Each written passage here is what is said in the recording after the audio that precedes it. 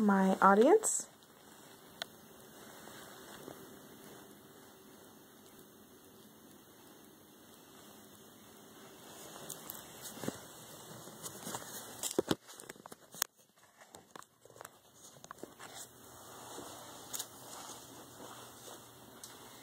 Hello, thank you for coming.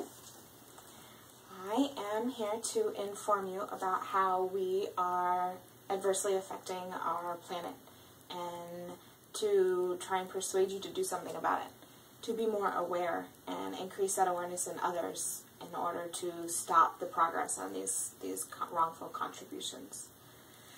Psalm 24 says that the earth is the Lord's and everything in it, the world and all who live in it. Therefore, we need to preserve it and keep our planet in order to cherish that which God has created and chooses to share with us. By taking measures to stop the negative impacts, we can help heal our planet and all that live in it. According to Environmental News Service, the Earth is on the verge of mass extinctions, affecting animals, planets, animals and plants, and even our water supply and resources. We all live on this earth, and unless God is planning on giving us another one anytime soon, it's the only one we have. So if we continue at this rate of loss that we have been, we will run out of resources by the year 2208, according to BBC.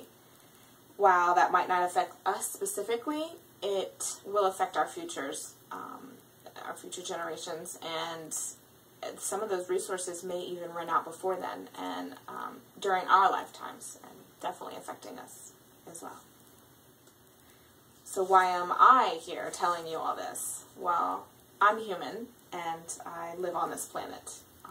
I enjoy this current status and would love to keep it this way, as long as God is willing, of course. Furthermore, I would appreciate if my future generations and their future children can enjoy the same fruit of God that we do and all that He's provided with this earth and on it. So we must take action to stop our contributions in wrecking our planet so that we may keep it as the Lord intended. We as humans have a detrimental effect on this earth, and we can help stop those current trends downward and preserve that which God values. Human activity on Earth is negatively affecting the planet at alarming rates. We are a major cause and have contributed greatly to extinction levels like those similar to the past five mass extinctions. These include this includes the creation of numerous dead zones in the oceans. Owen reports explains that dead zones are areas in our oceans where microalgae or phytoplankton are taking over, swarming over, and they suck up all the oxygen. They're using it all, and there's none left for the rest of the marine life. They're suffocating. They're dying. Already, we have experienced a loss of 75% of the diversity of our agricultural crops.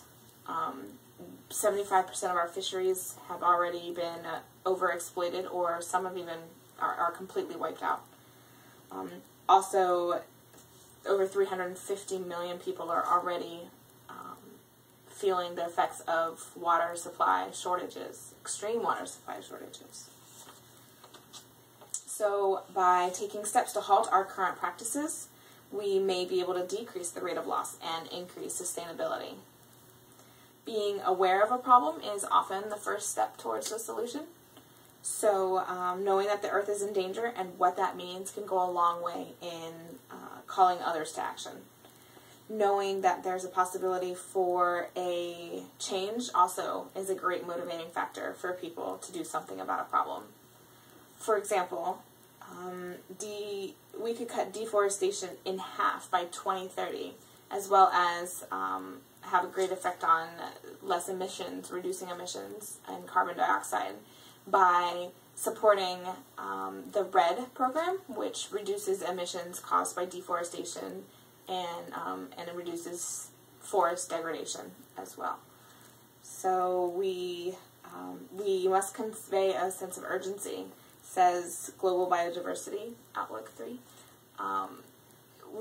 We convey this sense of urgency to those that can make decisions, the policymakers, that there needs to be a change in the direction that we are taking.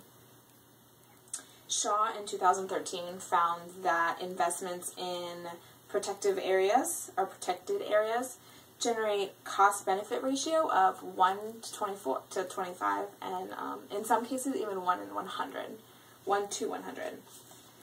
Realizing facts like this would really help go a long way for decision makers and Congress, or government and policymakers and anybody else that has that ability and authority to change their minds or to really get into action, push for action. So God values the earth. He created the heavens and the earth, and therefore probably places a pretty good emphasis and value on them. When he was done doing this in Genesis 1:31, he said it was good, and it is. So let's keep it that way.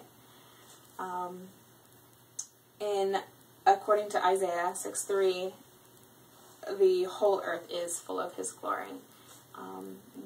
The earth wouldn't be full of his glory if he didn't love it and value it and want to keep it as he had.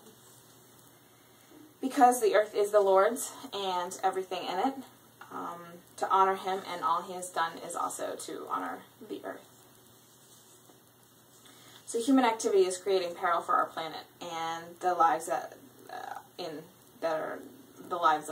the planet. We need to take steps to ensure this does not continue, so that we may preserve God's earth and honor him in doing so. We must take action to stop the current trends in wrecking our planet, and doing so we can keep it as the Lord has wishes for us to have. So, help save the planet. Even taking small steps can make a big difference. Pick up that piece of trash that you just stepped over. Ride with your friend to your Wednesday night, girls' night out, or whatever, instead of meeting separately. Maybe even start an awareness. Pass the message along. It can make a big difference. However you take the steps in making change, know that in doing so, you are promoting the way God intended, and you can make a difference. Thank you. Save our earth. This is God's planet. Save our earth. This is God's planet. Save our earth. This is God's planet.